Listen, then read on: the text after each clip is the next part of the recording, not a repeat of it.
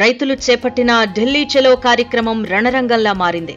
పోలీసులు రైతుల మధ్య పలుచోట్ల తీవ్ర ఘర్షణలు జరుగుతున్నాయి. పంటలకు కనీస మద్దతు ధరపై చట్టం చేయడంతో పాటు మరికొన్ని సమస్యలను పరిష్కరించాలని కోరుతూ రైతులు చలో ఢిల్లీకి పిలుపునిచ్చారు. పంజాబ్, హర్యానా నుంచి వేలాది సంఖ్యలో బయలుదేరిన రైతులు అడ్డంకులను పట్టించుకోవడం లేదు. ఎలాగైనా ఢిల్లీ వెళ్లి తీరతామంటూ ప్రతిజ్ఞ చేస్తున్నారు. వేల సంఖ్యలో ఢిల్లీకొస్తున్న రైతులను అడ్డుకునేందుకు పోలీసులు తీవ్రంగా ప్రయత్నిస్తున్నారు.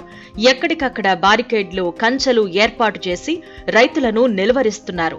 బారికేడ్లను దాటుకుంటూ రైతులు ఢిల్లీకొస్తూ ఉండడంతో పోలీసులు టియర్ గ్యాస్ ను ఉపయోగిస్తున్నారు. డ్రోన్ల సాయంతో రైతులపై టియర్ గ్యాస్ ప్రయోగిస్తున్నారు.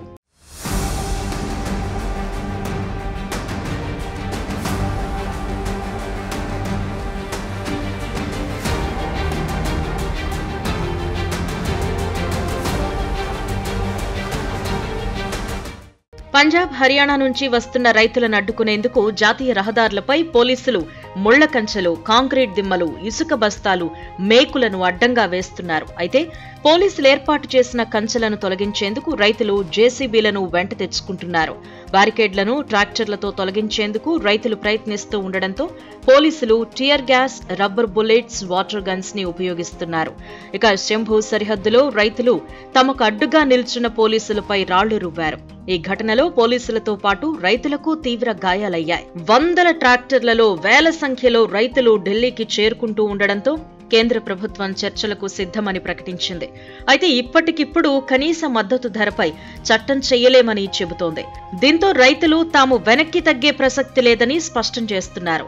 సామాన్య ప్రజలకు ఇబ్బంది కలిగించకుండానే తాము ఢిల్లీ చలో చేపడతామని రైతు సంఘాలు చెబుతున్నాయి. ప్రస్తుతం పంజాబ్, హర్యానా సరిహద్దులు అంతర్జాతీయ సరిహద్దులను తలపిస్తున్నాయని రైతులు విమర్శిస్తున్నారు.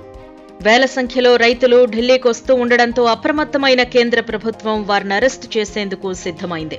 వారిని అరెస్టు చేసేందుకు తాత్కాలిక జైలుగా భవానా స్టేడియంను ఉపయోగించుకుంటామని కేంద్రం ఢిల్లీ ప్రభుత్వాన్ని కోరింది. దీనిపై ఢిల్లీ ప్రభుత్వం అభ్యంతరం వ్యక్తం చేసింది. రైతులను అరెస్టు చేసేందుకు తాము అంగీకరించబోమని తెలిపింది.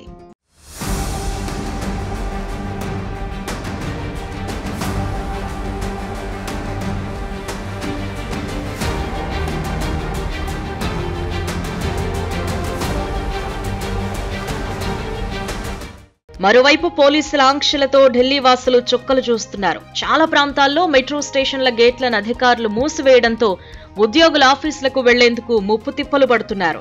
సరిహద్దులను మూసివేయడంతో పాటు నగరంలో ట్రాఫిక్ ను మళ్లించారు. 144 సెక్షన్ విధించి ఎక్కడా అవాంఛనీయ ఘటనలు జరగకుండా జాగ్రత్తలు తీసుకుంటున్నారు. భద్రతా చర్యల కారణంగా ఢిల్లీ సరిహద్దుల్లో భారీగా ట్రాఫిక్ నిలిచిపోయింది.